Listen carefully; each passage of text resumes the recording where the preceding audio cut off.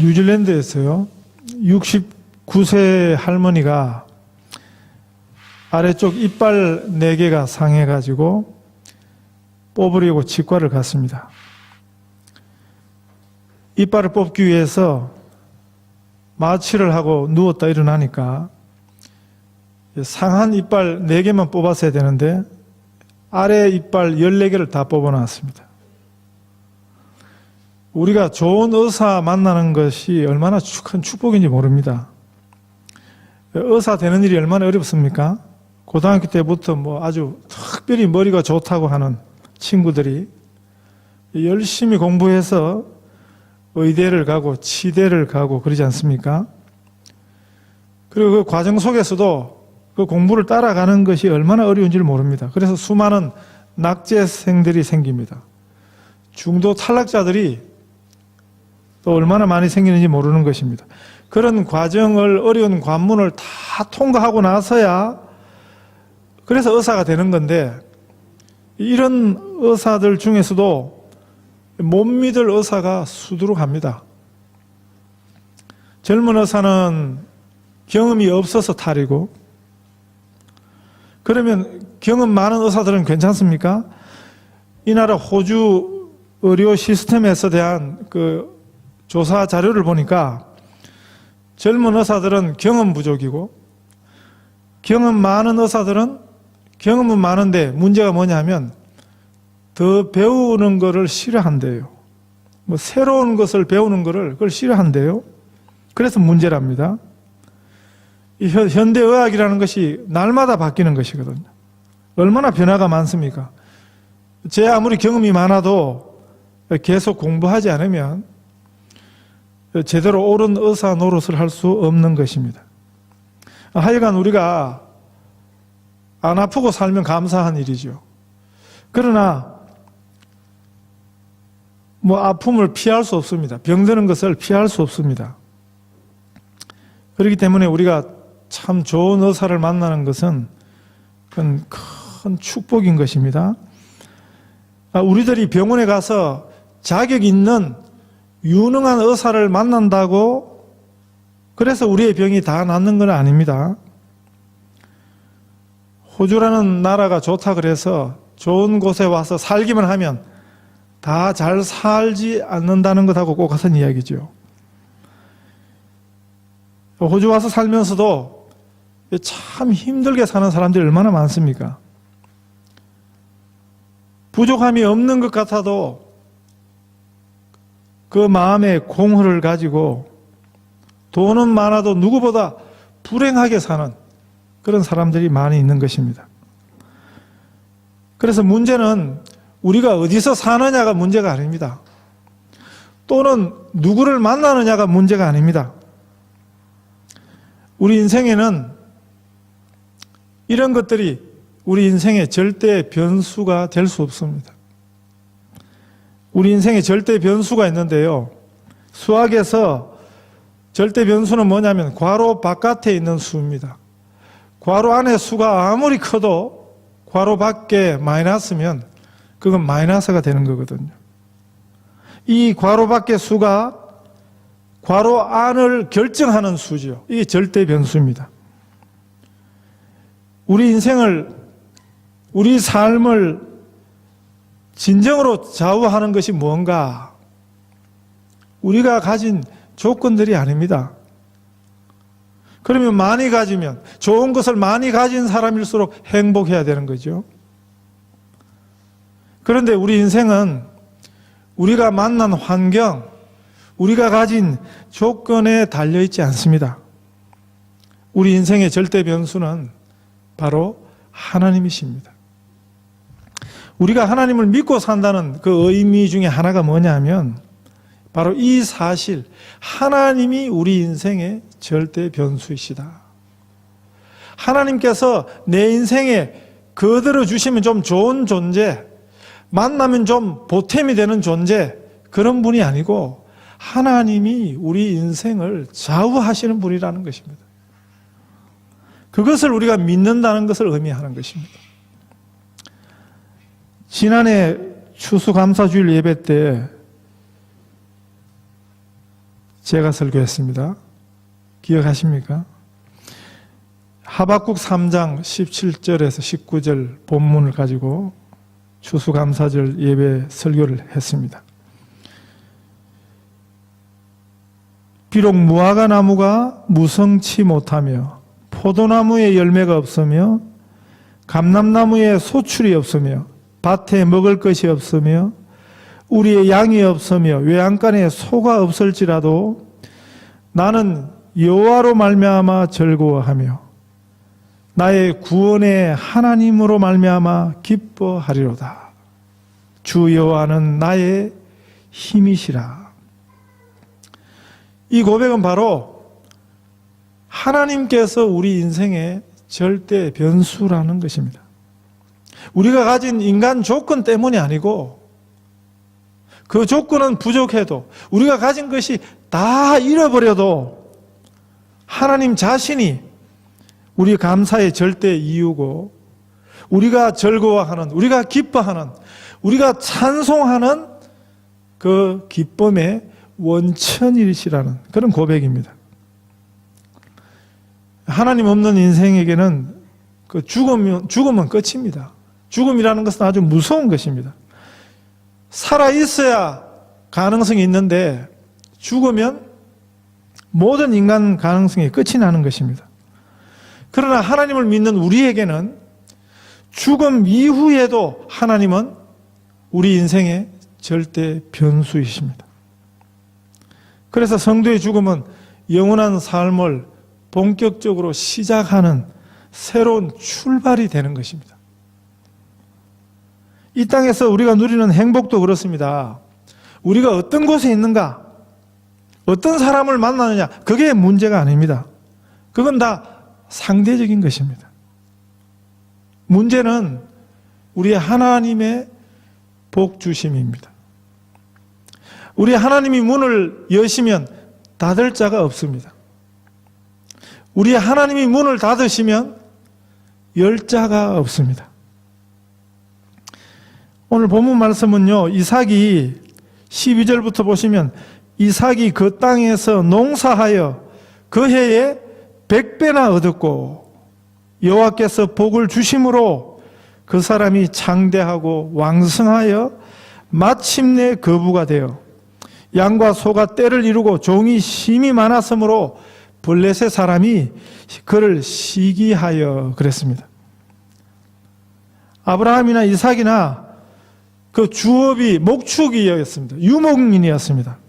농사가 그들의 주업이 아니었습니다. 그래서 흉년이 드니까 더 어려움이 있었다고 그렇게 말씀드렸죠. 그런데 남의 땅에 가서 그리고 거기서 늘 농사 지으며 살던 토착민이 아니었습니다. 그 땅의 기후를 알고 그 땅의 변화를 알던 사람이 아니었습니다. 낯선 이방인이었지만 초보 농사꾼이 농사를 지었는데 그 해에 100배나 얻었다. 이렇게 말씀하고 있습니다. 그 해가 어떤 해입니까? 그 앞전에 보시면 기근이 찾아왔던 땅입니다. 그런데도 심은 것에 100배를 거두는 이 대풍년을 이 초보 농사꾼인 이삭이 거둔 것입니다. 그 땅에 기근이 찾아왔다 그랬습니다. 땅의 컨디션이 달라졌습니다. 기후 조건이 달라졌습니다.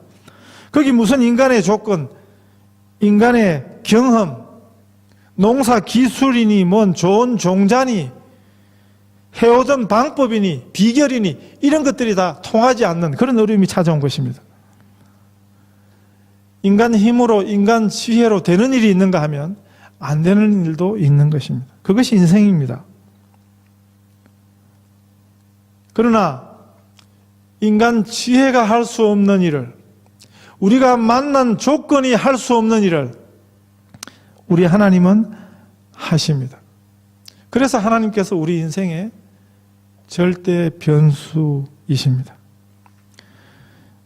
중국 가서 사업하는 한국 사업가들이 많은데 거의 다 들어보면 결국은 다 망한다 그래요. 본전만 건져도 다행이다 그랬습니다. 그런데 전부 다 망하는 건 아니더라고요. 제가 아는 장로님 한 분은 천진이라는 곳에 거기서 공장을 하시는데 열차, 객차와 객차 사이를 잇는데 베어링이 필요하대요. 그 베어링은 뭐 아무나 만들 수 없는 특수 기술이랍니다. 그 베어링 만드는 공장을 하시는데 전량 중국으로 다 중국에서 만들었지만 미국으로 다 수출을 하십니다. 중국에서 만들었지만 중국산이지만 그 기술력의 남다른 차이를 인정을 받았습니다. 이 장로님 비전은 중국서 사업에서 성공하는 게 비전이 아니었습니다. 이분 비전이 뭐냐 하면 중국 땅에 100개의 교회를 개척하고 그리고 그 100개의 교회를 개척한 교회당을 지어주는 게 이분의 비전이었습니다. 지금 뭐 거반 한 80개 정도 개척하고 건물을 지었습니다. 이분 혼자서. 그래서 그랬는지 남들 다 안 될 때, 남들 다 어려울 때 제가 가까이서 그분 보고 그분 공장도 가보고 그분이 새로 시작하는 개척 지원해서 지어놓은 교회도 가보고 한 번은 중국 갔더니까 얼마나 산골짜기를 데려가는지 중국 한족 지도자들을 거기 100여 명 모아놓고 저보고 강의하라고 그렇게 하시더라고요. 그 현장을 봤습니다. 아마 하나님께서 그 중심을 보시고 남들 다 안 된다 그러는데 그분 사업은 되더라고요. 하나님이 함께 하시는 인생 되시기 바랍니다. 세상 조건에 따라서 사람에 따라서 되었다 안 되었다 세상 경기에 따라서 영향을 받고 사는 그런 인생이 아니라 우리 하나님에 의해서 좌우되는 그런 인생들이 되시기를 바랍니다.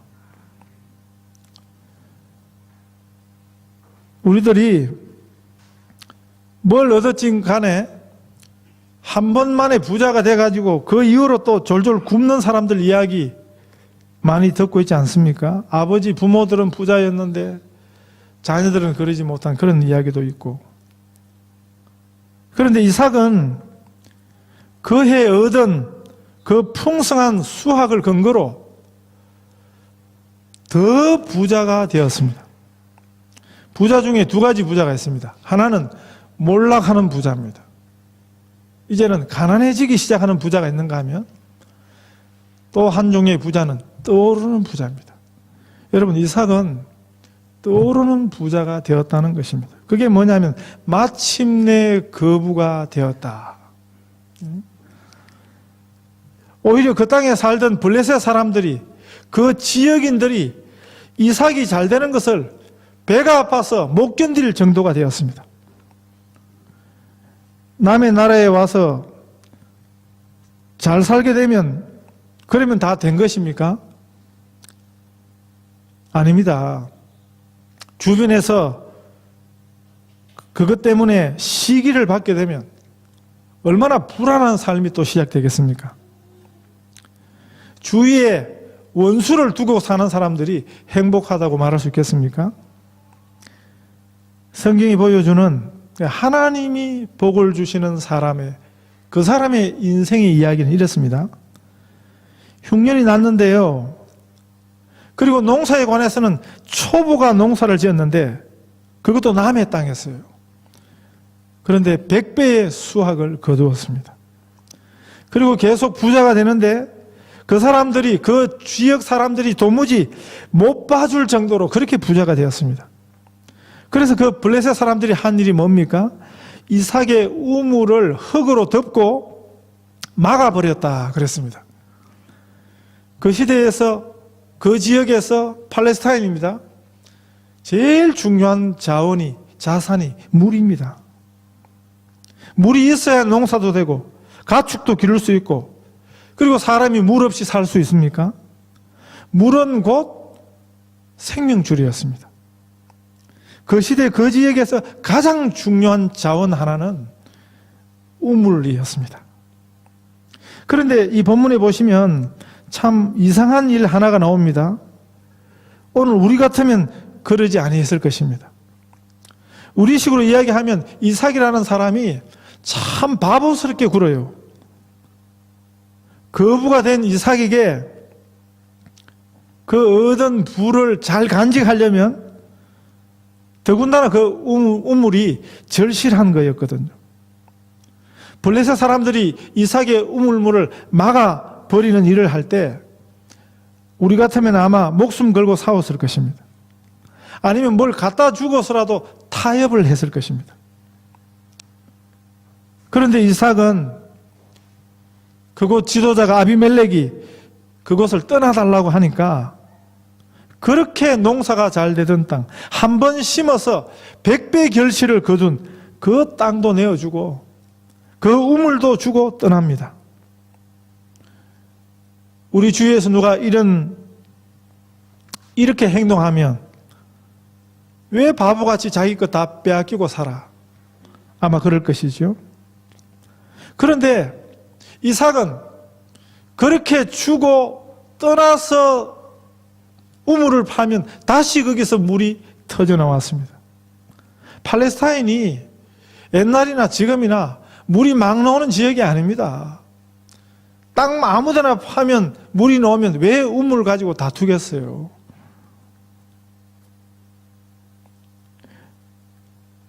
그런데 이삭은 가는 곳마다 우물을 얻습니다. 땅을 파면 샘의 근원을 만났습니다. 그리고 또 다툼이 생겨요. 20절에도 21절에도 그 이야기입니다. 우물 때문에 다툼이 생기면 또 이삭은 그걸 남주고 또 떠납니다. 그리고 이삭이 가는 지역마다 이삭은 우물을 새로 얻습니다. 그래서 이 창세기 26장의 중요한 한 이야기가 이삭의 우물 이야기입니다. 우리 생각으로 보면, 우리가 살아왔던 방법으로 보면 너무 바보스럽게 사는 거죠.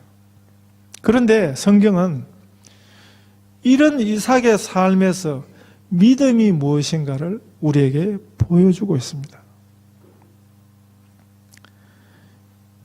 이삭은 그 시대 가장 중요한 것 중에 하나가 물 문제였는데, 그래서 우물이 가장 중요한 자산이었는데, 그러나 이삭은 그 시대에 가장 중요한 우물 붙잡고 살지 아니했습니다. 이삭은 그 우물물에 목매고 살지를 아니했다는 것입니다. 이삭의 삶의 진정한 주인은, 이삭의 주님은 우물물이 아니고 하나님이셨습니다. 우리 삶의 진정한 주는 우리가 입으로 고백하는 것이 아니고 실제 우리 삶을 지배하는 것입니다. 실제 우리 삶을 지배하고 주인 노릇하는 것입니다. 돈 문제 앞에 가면 꼼짝 못하는 사람은 그 삶의 주인은 돈인 것입니다. 어떤 분은 명예를 탐하는데 따지고 보면 아무 의미도 없는 자리인데 그거 차지하려고 그냥 모든 걸 거는 그 삶의 진짜 주인은 명예라는 욕심입니다. 우리가 주인으로, 우리가 정말 주님으로 붙들고 사는 것이 무엇인가? 그것 따라서 사실은 우리 삶의 내용이 결정됩니다. 우리가 우리 하나님을 온전히 주님으로 믿고 의지하지 않는 한 우리는 하나님의 그 무한한 그 은혜의 세계에 하나님의 그 무한한 자원에 참여해서 사는 삶을, 이것이 구원의 삶이거든요. 그 삶을 누릴 수 없는 것입니다. 우리가 신앙생활을 해도 허탄한 수가 있습니다. 우리에게 여전히 불신의 습관이 따라 붙어요. 그래서 우리는 자꾸 우리가 만난 환경을 핑계댑니다. 무엇 때문에, 누구 때문에 하면서 핑계하는 습관이 있는 것입니다. 그러면서 우리는 우리 생각 속에 하나님을 자꾸 잊어버리는 것입니다. 우리가 뭔가를 생각하고 뭔가를 계산할 때 우리 인생의 절대 변수이신 하나님을 자꾸 놓치는 그런 어리석음, 그 어리석음이 우리에게 있는 것입니다. 우리 하나님을 온전히 붙들고 살면, 우리가 정말 하나님을 온전히 믿으면 우리가 어디서 살든지, 우리가 누구를 만났든지 그게 문제가 되지 않습니다. 기왕 찾아놓은 우물을 누가 와서 그것 때문에 다툼이 생긴다고 해서 절대로 못 내놓겠다, 그럴 필요가 없는 이유가 무엇이었냐는 거죠. 이삭이 싸울 줄 몰라서, 성격이 원래 그래서 남 달라 그러면 다 주었던 게 아니고, 이삭의 자신감은, 이삭의 믿음은 이 우물물을 하나님이 주셨다는 그런 믿음이 있었던 것입니다. 그러니까 이삭이 가는 데마다 땅만 파면 우물이 터지는 그 이삭의 믿음입니다. 우리가 운이 좋아서 좋은 우물을 손에 넣었느냐 안 넣었느냐, 그 문제가 아닌 것입니다. 그런 일로 호들갑 떨지 않습니다.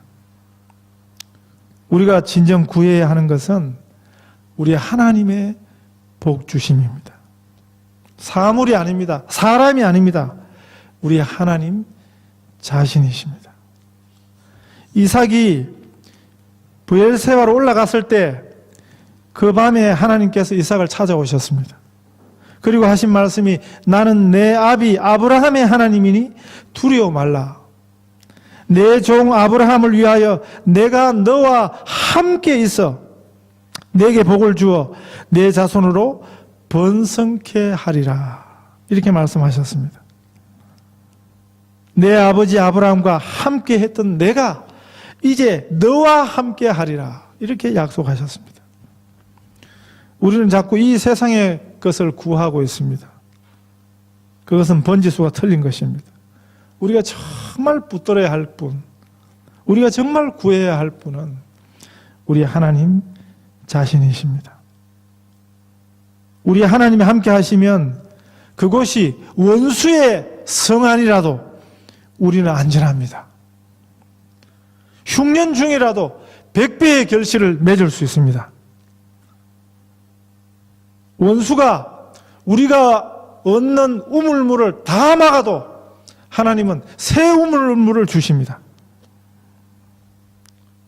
하나님께서는 자주 우리 성도들에게 우리가 하나님 아닌 것을 꼭 붙들고 살 때 그것을 놓으라고 요구를 하십니다.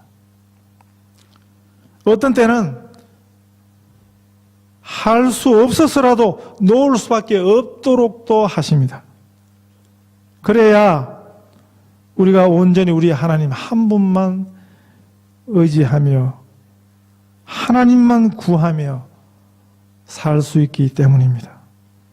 그래야 우리들이 하나님 주시는 그 풍성한 구원을 온전히 누릴 수 있게 되는 것입니다. 이 추수감사주일날 다시 한번 고백하십시다. 하박국 선지의 그 고백을 기억하십시다. 우리의 진정한 감사의 원천이 되시는 분은 우리의 하나님이심을, 우물이 아니라 하나님입니다. 이 세상 것 대신에 하나님의 것을, 우리 하나님 자신을 누리고 사시는 우리 귀한 성도들 다 되시기를 축복합니다.